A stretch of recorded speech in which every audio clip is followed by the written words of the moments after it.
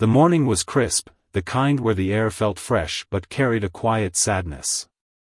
The man, a wealthy businessman, walked down the nearly empty street, his expensive shoes clicking against the pavement.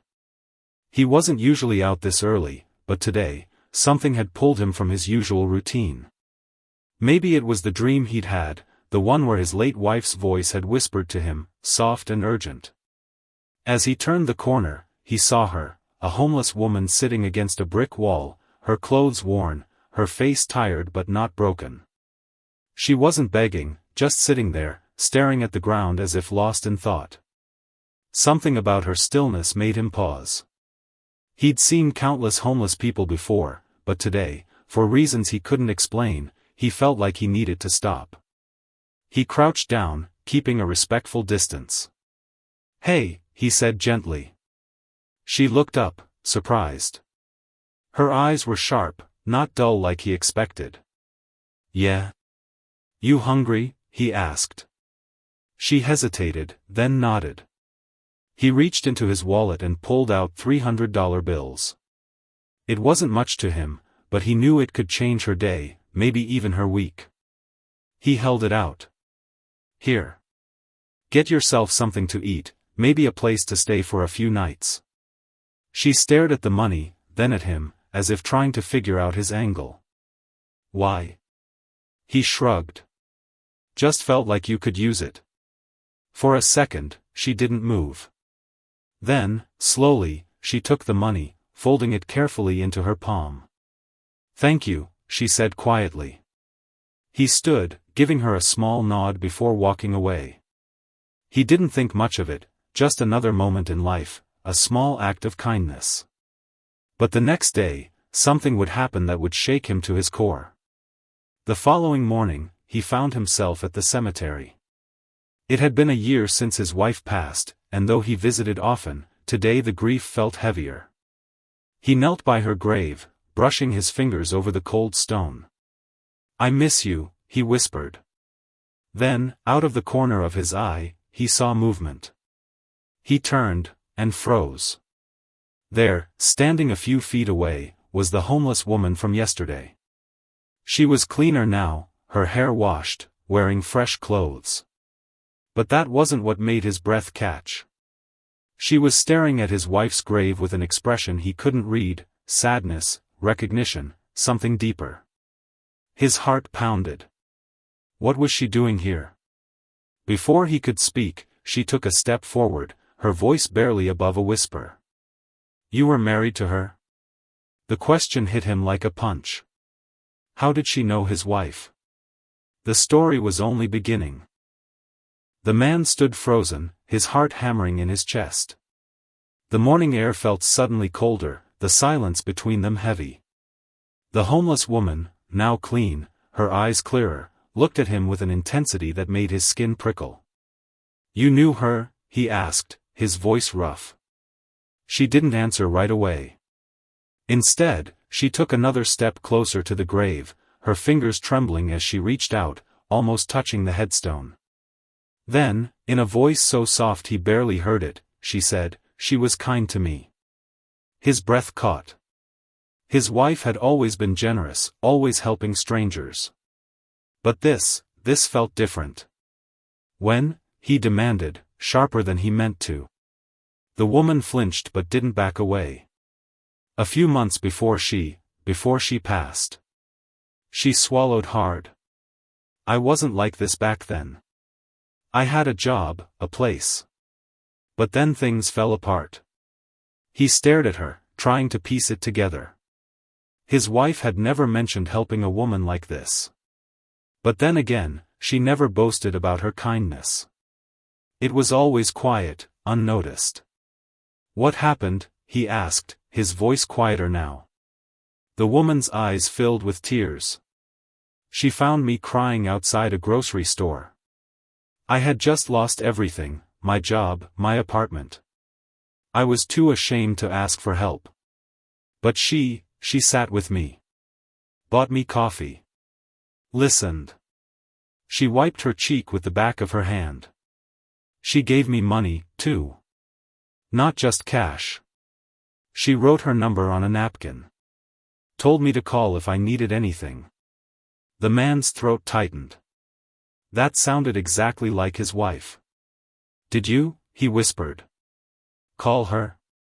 The woman looked down, shame flickering across her face. No. I was too proud. Then I lost the napkin. And then I heard she was gone. A deep silence settled between them. The wind rustled the leaves overhead, the only sound in the quiet cemetery. Finally, the man took a shaky breath. Why are you here today? She met his eyes. I wanted to say thank you. He frowned. To her? To both of you. She pulled something from her pocket, the $300 he had given her the day before. I used some to clean up. The rest. I wanted to bring flowers. She gestured to a small bouquet of white lilies lying at the foot of the grave. His chest ached. His wife's favorite flowers. He didn't know what to say. This woman, a stranger, had come here to honor his wife, because of a kindness he hadn't even known about. Then, something else struck him. Wait, he said slowly. How did you know this was her grave? The woman hesitated. Then, in a voice barely above a whisper, she said, because she told me where she'd be buried. His blood ran cold. The man felt the ground tilt beneath him. His wife had told this stranger where she would be buried? That wasn't something people just casually mentioned. His hands clenched at his sides, knuckles turning white. What do you mean, she told you? His voice came out strained, almost accusing. The woman hesitated, as if realizing she'd said too much. She glanced at the grave, then back at him, her expression torn between guilt and something else, fear? Sorrow? It wasn't like that, she said quickly. We talked for a long time that day. She told me about her illness. She knew she didn't have much time left. His stomach twisted. His wife had been private about her sickness, even with close friends. Why would she share something so personal with a stranger on the street? The woman must have seen the doubt in his eyes because she continued, softer now. She said she wanted to be buried here, under the old oak tree, where it was peaceful. She pointed up at the sprawling branches above them. She loved the shade. Said it reminded her of the tree in her childhood backyard. A sharp ache pierced his chest. That part was true. His wife had always talked about that tree, how she used to read under it as a girl. But hearing this stranger recount it so perfectly, it was like a ghost whispering in his ear.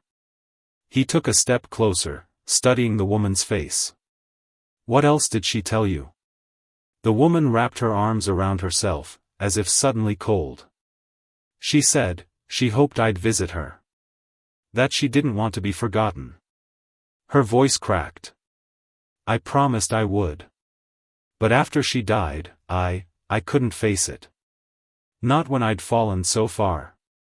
The raw pain in her words hit him like a physical blow.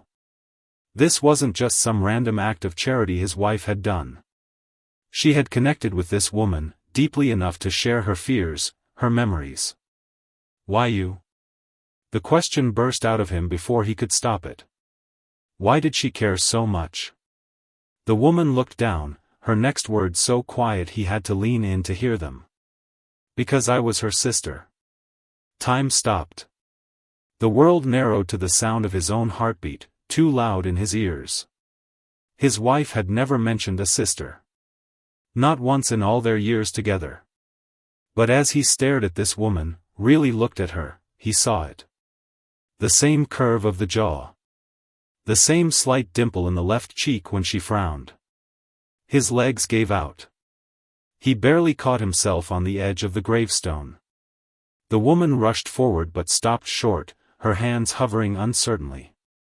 I'm sorry, she whispered. I thought you knew. The world spun. The man gripped the cold stone of his wife's grave just to steady himself. His mind raced, flipping through years of conversations, holidays, quiet nights, had there ever been a hint of this? A missed clue? Nothing came to mind. "You're lying," he said hoarsely, but even as the words left his mouth, he knew they weren't true. The resemblance was too strong. The way this woman held herself, the cadence of her voice, it was like seeing a ghost of his wife from another life. The woman, his sister-in-law, shook her head slowly. "I wish I was." She dug into the pocket of her jacket, fingers trembling, and pulled out a worn photograph.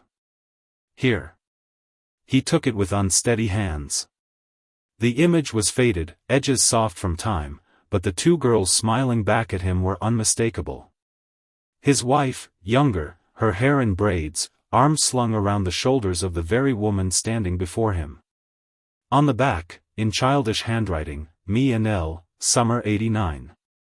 His wife's nickname. Something only her closest family used. A choked sound escaped him. Why didn't she ever tell me?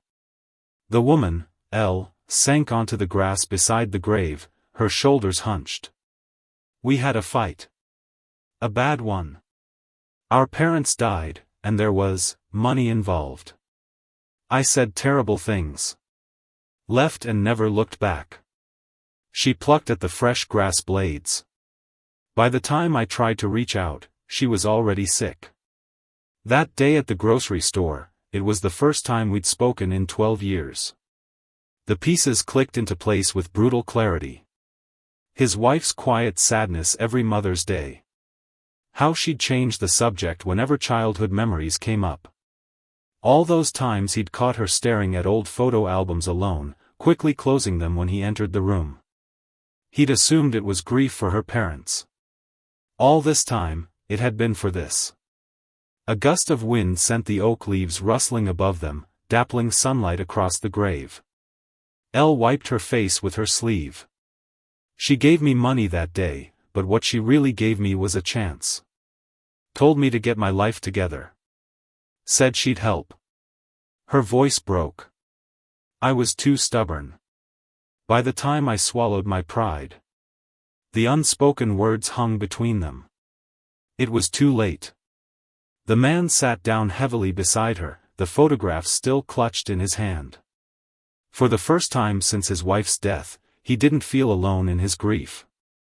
Elle hesitated, then reached into her other pocket. There's more. She unfolded a crumpled envelope, the paper yellowed at the edges. She gave me this. Made me promise not to open it until after. Her throat worked. I couldn't bring myself to read it until last night. He recognized his wife's handwriting instantly. That looping, graceful script that had filled their shopping lists, love notes, the recipe cards she'd left behind. His vision blurred. What does it say? Elle turned the envelope toward him. Scrawled across the front. For both of you, when you're ready. The man's fingers trembled as he took the envelope. For a long moment, he just stared at it, tracing the familiar handwriting with his thumb. The paper felt fragile, like it might crumble to dust if he held it too tightly. Elle sat quietly beside him, her hands clasped in her lap. She didn't rush him. The only sound was the wind through the oak leaves and the distant chirping of sparrows. Finally, he took a deep breath and carefully peeled open the envelope. Inside was a single sheet of paper, filled on both sides with his wife's writing. The date at the top showed it had been written just 2 months before she passed. My loves, it began, and just like that, his vision swam. She'd always called him that. To see it now, after all this time. He blinked hard and kept reading. If you're reading this, it means 2 things. First, that I'm gone, don't be sad, we all knew this was coming. Second, and more importantly, it means you found each other. That's all I ever wanted. A tear splashed onto the paper. He quickly wiped it away before it could smudge the ink. Elle, I know you're angry with yourself. Stop it. Whatever happened between us, whatever mistakes we made, none of it matters now. What matters is that you're here. And my love, yes, you, reading this with your eyebrows all scrunched up, I know you're confused. Maybe even hurt that I never told you about her. But some wounds run too deep for words. I thought if I could bring us together when the time was right, maybe we could heal them together." Elle made a small, broken sound beside him. He glanced over to see tears streaming silently down her face. He continued reading, his voice growing steadier even as his heart threatened to crack open. "I'm not asking you to be family if that's not what you want. But I am asking you to do 3 things for me. First, share your favorite memory of me with each other. Second, have dinner together, proper dinner, at a table, not standing in some cemetery like a pair of sad ghosts. Third." Here, the writing changed slightly, the ink darker as if she'd paused and come back to it later. "Third, open the bottom drawer of my dresser. The one you always joked was my secret treasure chest. The key is taped behind our wedding photo. What's inside is for both of you. Please don't fight over it. I mean it, Elle." The letter ended simply. "Be kind to each other. And when you miss me, look at the oak tree. I'll be in the leaves." For a long moment, neither of them spoke. The man carefully folded the letter along its original creases, handling it like something precious. Elle was the first to break the silence. "She always did have a flair for drama," she muttered, wiping her nose with her sleeve. But her voice was thick with affection. The man huffed a surprised laugh. It was the first real sound of amusement he'd made in over a year. "You have no idea. Our wedding? She arrived in a hot air balloon." Elle's eyes widened. "She what?" And just like that, as if his wife had planned it all from beyond the grave, they were trading stories, the man recounting their first date disaster, she'd set the kitchen on fire trying to make crepes, Elle sharing childhood misadventures, the time they'd gotten stuck on the school roof trying to rescue a cat. The sun climbed higher, warming the grass around them. At some point, the man realized his shoulders felt lighter than they had in months. Elle stood suddenly, brushing grass from her jeans. "Well," she said, squinting at the sky, "I don't know about you, but I'm starving. And I did just get $300. She offered him a hesitant smile. "Think that fancy restaurant down on 5th would let me in like this?" He looked at her, really looked, and saw his wife's stubborn chin, her mischievous grin. Without thinking, he said, "They will if you're with me." As they walked away from the grave together, a strong breeze shook the oak leaves above them, sending a shower of sunlight dancing across the grass. Somewhere, he imagined his wife laughing. The restaurant hostess eyed Elle's second-hand jeans and worn sneakers with barely concealed disdain, but one glance at the man's tailored suit had her quickly arranging a table by the window. Elle shot him a wry look as they sat down. "Money talks, huh?" He unfolded his napkin with a shrug. "Sometimes it shouts." The waiter arrived with menus thicker than some novels. Elle flipped through hers, eyes widening at the prices. "These numbers have more digits than my last apartment number," she muttered. He watched her over his water glass, the way she bit her lip when nervous, just like her sister used to. "Order anything," he said. "Really?" When the waiter returned, Elle surprised him by ordering in perfect French. The waiter's eyebrows shot up before he hurried away. "You speak French?" the man asked. Elle toyed with her fork. "I was a translator before everything happened." She met his eyes. "Before the depression hit. Before the drinking. Before I pushed away everyone who cared about me." The raw honesty in her voice caught him off guard. He thought of the letter, of his wife's plea for them to be kind to each other. The food arrived, steak for him, some complicated seafood dish for Elle. They ate in comfortable silence at first, the kind that only exists between people who share a profound loss. Halfway through the meal, Elle set down her fork. "You're wondering about the dresser, aren't you?" He dabbed his mouth with his napkin. "The thought had crossed my mind." She leaned forward. "What if it's something crazy?" Like she bought an island and were supposed to go live there together? He nearly choked on his wine. I think you've been watching too many movies. Or, Elle continued, undeterred, what if it's evidence that she was secretly a spy? That would explain all the mysterious trips she took. The man froze, his glass halfway to his lips. What mysterious trips? Elle's grin faded. Oh. You didn't know about those? The air between them shifted. He set down his glass carefully. What are you talking about? Elle looked suddenly guilty. When we reconnected that last time, she mentioned taking monthly trips upstate. Said it was for personal business and changed the subject whenever I pressed. His mind raced. His wife had indeed been gone one weekend each month, always claiming it was for yoga retreats or girlfriend getaways. He'd never questioned it. The waiter came to clear their plates, breaking the tension. When they were alone again, Elle reached across the table and touched his hand, the first time she'd initiated contact. Whatever's in that drawer, she said quietly, we'll face it together. Okay? He nodded, but his appetite was gone. The house felt different when they entered, too quiet, too full of ghosts. The man went straight to the bedroom, Elle hovering nervously behind him.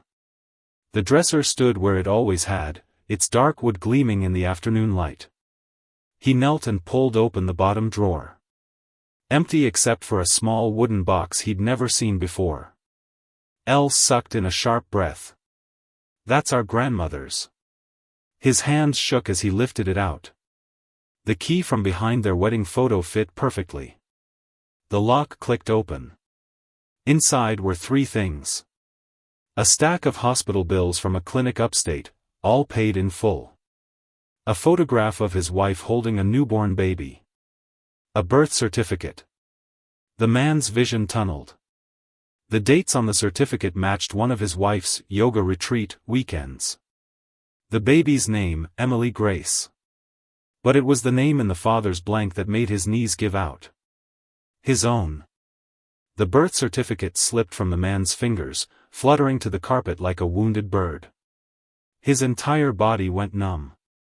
The dates, the names, they burned in his vision even when he closed his eyes. Elle snatched up the photo, her hands shaking. This can't be real, she whispered. But the proof was right there in faded ink, her sister's tired but radiant smile, the tiny bundle cradled in her arms. The man couldn't speak. Couldn't breathe. A child. His child. Born during those secret trips upstate.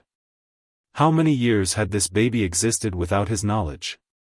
Where was she now? Elle was already digging through the box with frantic fingers.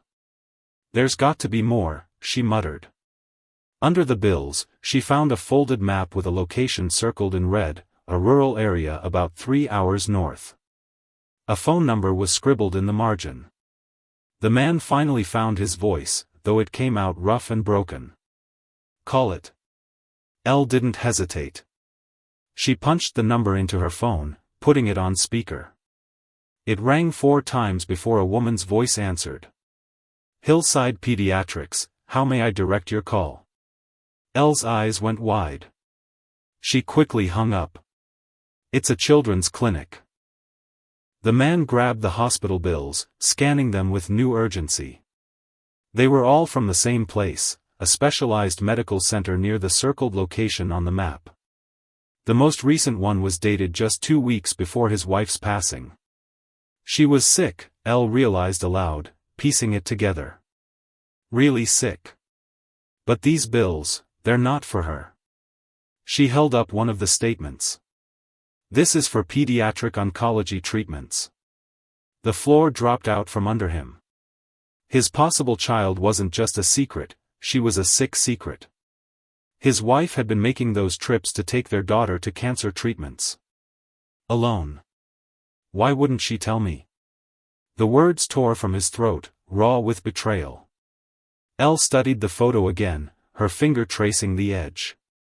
Maybe she was protecting you, she said quietly. Or maybe. She hesitated. Maybe she was protecting the baby from all this.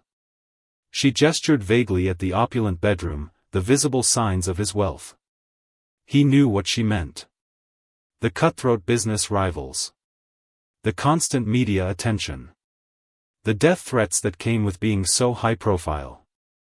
His wife had hated that part of their life. Elle stood abruptly.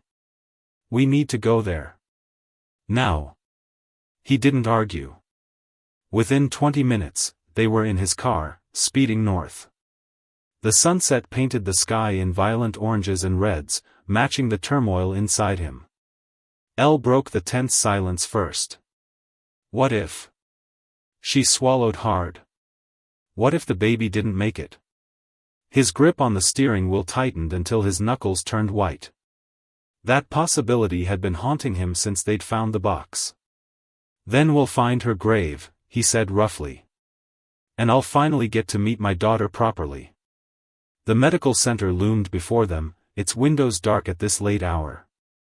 Next door, the pediatric clinic was still lit up. Without discussion, they headed there first. The receptionist looked up as they entered. Can I help? My daughter, the man interrupted, slapping the photo down on the counter. Emily Grace. She was a patient here. I need to know where she is. The woman's eyes darted to Elle, then back to him. Her professional smile faltered. I'm sorry, sir, but patient records are confidential. Please. Elle stepped forward, her voice breaking. She's my niece. Her mother, my sister, she's gone now. We need to know. Something in their desperate expressions must have gotten through. The receptionist hesitated, then picked up the phone. Let me call Dr. Catry. 10 agonizing minutes later, an older woman in a white coat emerged. She took one look at the photo and her face softened with recognition. Emily's adoptive parents bring her in every month for checkups, she said gently. She's in remission now. A fighter, just like her birth mother. Adoptive parents. The words hit him like a physical blow. Of course. His wife would have arranged everything before she passed. Elle gripped his arm, whether to steady him or herself, he wasn't sure. Can we see her? She asked. Dr. Catry studied them for a long moment. Then she did something unexpected, she smiled. Come back tomorrow at 10. The Millers usually bring her in for her appointment around then. She lowered her voice. She has her mother's eyes. Back in the car, the man sat frozen, staring at the clinic's glowing windows. Somewhere out there, his daughter was alive. Healthy. Loved by another family. Did he have the right to disrupt that? To force his way into her life after all this time? Elle's hand settled over his on the gearshift. We should get a hotel, she said softly. Decide what to do next. He nodded mechanically, starting the car. But as they pulled away, one terrible, selfish thought consumed him. She never even gave me the choice. The man didn't sleep. He sat by the hotel window all night, watching the town's few streetlights flicker off one by one as dawn approached. The photo of his wife holding their baby girl lay on the bedside table, illuminated by the pale glow of morning light creeping through the curtains. Elle emerged from the bathroom, her hair damp from the shower. She took one look at him and sighed. You look like hell. He rubbed his stubbled jaw. Feel like it too. She tossed him a clean shirt from their rushed luggage. Put this on. And shave. You don't want to scare the kid. The casual mention of the kid sent a fresh wave of nausea through him. In just 12 hours, he'd gone from grieving widower to potential father of a child he'd never known existed. His hands shook as he buttoned the shirt. Elle noticed. She came over and batted his fingers away, finishing the buttons for him with quick, efficient movements. Listen to me, she said, her voice low and intense. However this goes today, we'll handle it. Together. Just like she wanted. He searched her face, this woman who had been a stranger just days ago, now the only person who understood this particular grief. "Why are you doing this?" he asked hoarsely. Elle gave the last button an extra hard tug. "Because someone needs to knock sense into you rich boys occasionally." But her smirk faded quickly. "And because she was my sister. And that makes Emily my family. And whether you like it or not, that makes you my family too now." The words should have comforted him. Instead, they settled like a weight on his chest. The clinic's waiting room was painfully bright, filled with colorful murals and the sound of children laughing. The man sat rigid in a chair far too small for him, while Elle paced nearby, compulsively straightening magazines that didn't need straightening. At exactly 10:15, the door opened. A couple entered first, the Millers, he assumed. The woman held the hand of a small girl, maybe 4 years old, who clutched a stuffed rabbit in her free arm. The man's breath caught. Emily had her mother's curls. Her mother's nose. And when she turned to look around the room, she absolutely had her mother's eyes, the exact same shade of hazel that used to watch him over coffee cups on lazy Sunday mornings. Elle made a small, wounded sound beside him. The little girl noticed them staring and hid behind her adoptive mother's legs, peeking out shyly. The woman followed her gaze and stiffened immediately. She'd clearly recognized him from the photo in his wife's things. For one terrible moment, no one moved. Then Elle did something extraordinary. She knelt down, bringing herself to Emily's eye level, and smiled. "Hey there, bunny girl," she said softly, nodding at the stuffed animal. "I had a rabbit just like that when I was little. His name was Mr. Hops." Emily's eyes widened. She held up her toy. "This is Jumpy." "I like that name better," Elle said with a grin. The tension in the room eased slightly. The Millers exchanged glances, then the man stepped forward. "You must be Emily's, uncle," he asked carefully. The word sent a pang through him. He opened his mouth, but no sound came out. Elle saved him. "We're family," she said simply. "We just found out about Emily yesterday. We don't want to disrupt anything. We just needed to see her." Mrs. Miller crouched down beside Emily. "Sweetheart, these are some very special friends. They knew your birth, Mommy." Emily considered this solemnly.